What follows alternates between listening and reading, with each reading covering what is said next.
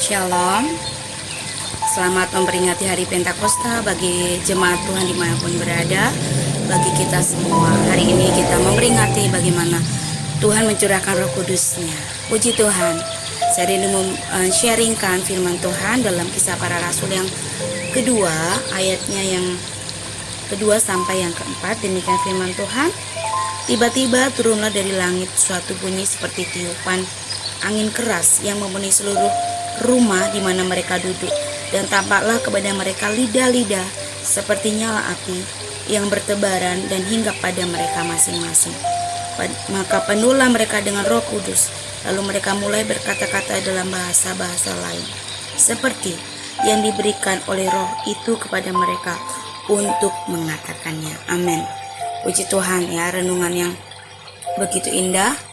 Dan kalau kita lihat perikop ini seutuhnya, ayat pertama sampai 13, di mana Pentakosta itu merupakan hari lahir gereja, Tuhan menyatakan kuasa kudusnya melalui siapa? Para rasul. Dan komunitas gereja benar-benar hidup pada waktu itu. Maka pada saat itu kita kenal dengan hari lahirnya gereja.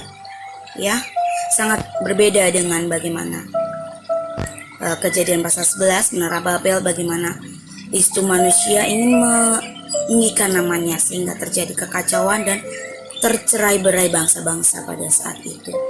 Dan Pentakosta adalah suatu tindakan Allah untuk menyatukan umat Tuhan, bangsa-bangsa, dan di situ lahir sebuah gereja, artinya komunitas yang mencintai Tuhan. Lalu apa makna api Pentakosta itu sendiri? Yang pertama, dengan adanya api Pentakosta, Allah ingin menunjukkan pembaharuan yang ditujukan dengan tiupan angin yang keras. Angin digambarkan dengan gerakan, yaitu roh itu sendiri dalam bahasa Yunani adalah pneuma, yang artinya menghembuskan nafas, ya, menggerakkan, ya. Allah ingin melakukan pembaharuan untuk apa? Untuk menyelamatkan kita, untuk membawa hidup kita, sehingga hidup kita tidak sama lagi. Hidupku bukannya aku lagi, tapi Yesus dalamku. Kiranya kita semakin diperbaharui dengan kuasa Roh Kudus. Siapa Roh Kudus? Allah sendiri, pribadi Tuhan itu sendiri. Dan seringkali kita kenal dengan Allah Tritunggal, Allah Bapa, Allah Anak, dan Roh Kudus. Kemudian yang kedua, apa makna dari Pentakosta itu sendiri? Yang kedua, kita boleh belajar bagaimana Allah ingin menyucikan kita.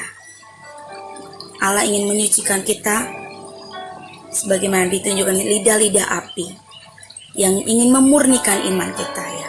Api berbicara menyebar, ya. Setelah kita disucikan, kita harus menyebar menjadi dampak yang positif, bukan dampak negatif, ya. Hidupnya semakin menyebar untuk memberitakan kabar keselamatan itu. Kita dimurnikan, ya. Orang yang dimurnikan adalah orang yang siap hidup dalam kebenaran firman Tuhan. Oke, sebagaimana Rick Warren mengatakan the purpose driven life. Hidup kita memiliki tujuan untuk menjalankan misi Allah. Salah satu Allah menciptakan kita yaitu untuk pekerjaan yang mulia. Efesus pasal 2 ayat 10. Kemudian yang ketiga, apa makna dari api Pentakosta? Yaitu Allah mengaruniakan karunia-karunia roh. Karunia roh adalah suatu kesanggupan yang Allah berikan secara khusus bagi orang-orang percaya. Kita yakin kita punya karunia roh? Amin. Ya, kalaupun kita belum yakin, mintalah, tanya kepada Tuhan. Apa Tuhan karunia roh saya?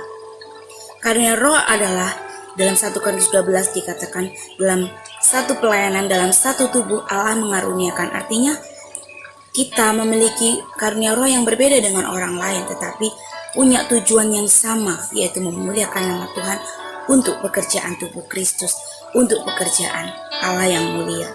Jadi mulailah kenali karunia kita dan bertanggung jawablah dengan apa yang Tuhan sudah percayakan. Demikianlah renungan singkatnya saya rindu bagikan. Tetap diperbarui hidup kita, disucikan, bahkan kita dikaruniai dengan karunia roh, maka hidup kita dipenuhi dengan Roh Kudus, karena kuasanya mengubah siapapun latar belakang kita, Saatnya kita berubah. Saatnya kita memuliakan nama Tuhan. Ya.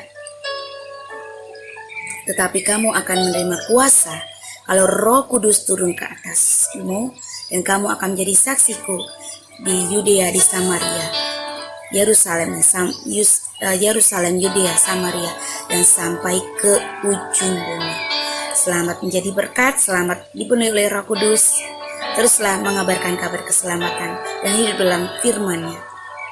Shalom.